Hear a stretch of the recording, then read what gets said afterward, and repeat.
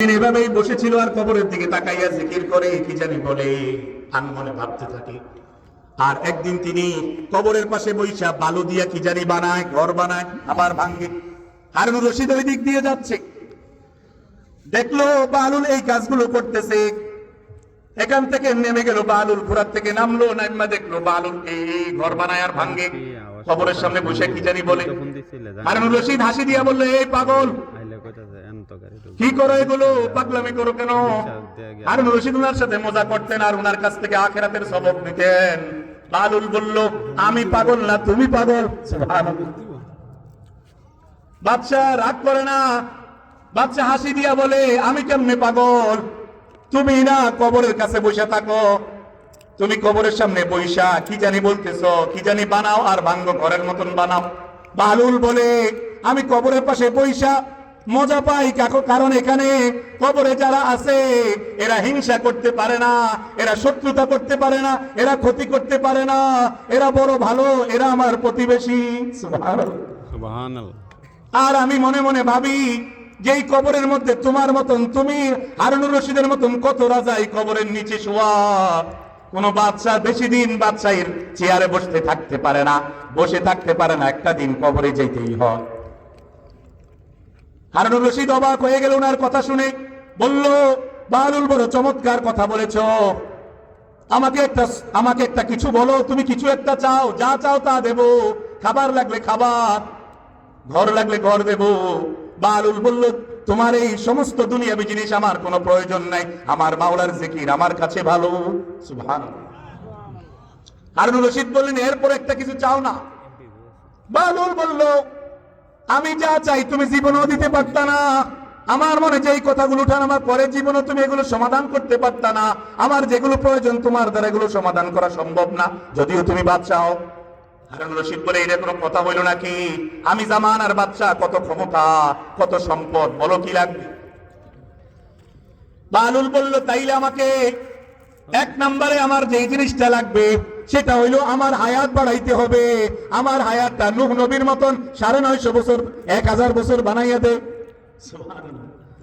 হারুনুর রশিদ জবাব দেয়, আমার হায়াতের তো গ্যারান্টি নাই। কুরআনে আল্লাহ বলছে, লিকুল্লি উম্মাতিন আজাল, ইযা জাআ আজালুহুম লা ইস্তাখিরুনা সাআ ওয়া লা ইস্তাকদিমুন।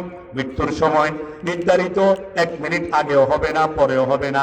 যার যেদিন নির্ধারিত ট্রাকের চাক্কার নিচে ঘুমের মধ্যে স্ট্রোক কইরা 40 বছরে যে কোনো সময় মরণ হয়ে যাবে, কেউ বাঁচতে পারে না। ঠিক কিনা বলেন? ঠিক। কেউ বাঁচতে পারে না, কেউ বাঁচতে পারে না। আমি নিজেই তো জানি না আমার মৃত্যুর গ্যারান্টি কয়দিন আমার হায়াত কয় বছর। তোমার করতে 950 বছর বানামো, আমারে তো 20 বছরের 50 বছরের গ্যারান্টি নাই। বালুল বলল, আগেই বলছিলাম হায়াত আপনি বাড়াইতে পারতেন না, আমি যা চাই আপনি দিতে পারতেন না, যান যান যান, আপনার রাজ্য আপনি চালান। আমার ভাই বাচ্চা হারুনুর রশিদ বলে, তুমি কইছ 3টা জিনিস চাইবা, একটা মাত্র চাইছো, দিতে পারে নাই, আর 2টা কি বলো? সুবহানাল্লাহ, কি মজার কথাবার্তা। আমার ভাই বালুল তখন বলল, আমার 2 নাম্বার চাওয়া, তুমি আমার সামনে যেন কখনো আজরাইল না আসে, এটার একটা ব্যবস্থা করে দাও।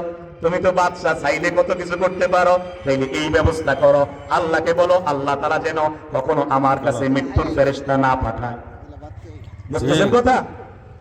আমার ভাই 5টা মিনিট পরে এলো। হারুনুর রশিদ বলতেছে, এটাও তো সম্ভব না, আজরাইল তো কারো নাম ঠিকানা বুঝা আসে না, তাকে যে নিশ্চিত দেওয়া হয়েছে তার কাছেই আসে, সুতরাং তুমি আমাকে কি বলতেছো?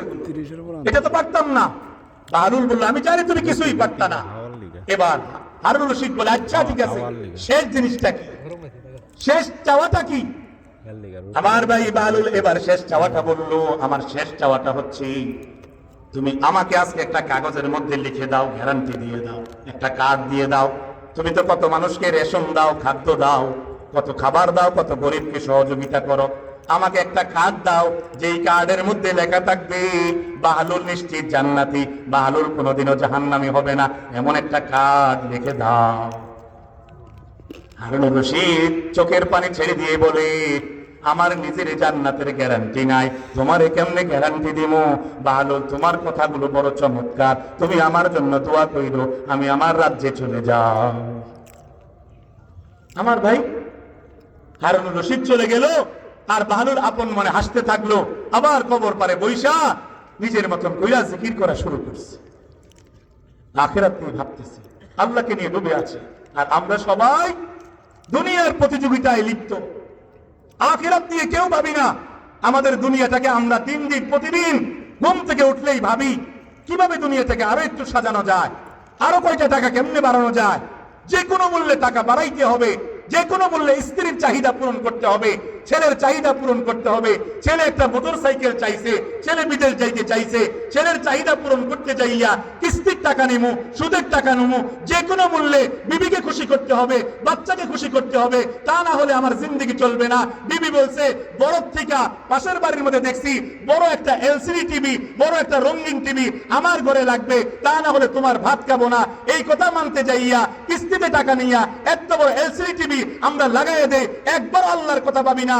আরে আমি যে এলসিডি টিভিটা ঘরের মধ্যে আনলাম, এটা দিয়া ঘরের বিবি ছেলে মেয়ে সবাই গুনাহ খাতা করবে, গুনাহ দেখবে, নাচ দেখবে, সিনেমা দেখবে, নাটক দেখবে, উলঙ্গ বেহায়াপনা দেখবে, যতগুলো গুনাহ করবে প্রত্যেকটা গুনাহের ভাগ আমি যে ব্যবস্থা করে দিয়েছি টিভিটার আমার আমলনামার মধ্যেও ঢুকবে। কেউ এটা চিন্তা করে না, সবাই বিবি বাচ্চাকে খুশি করতে যাইয়া আখিরাতকে লাথি মেরে দিছে। ঠিক কিনা বলে?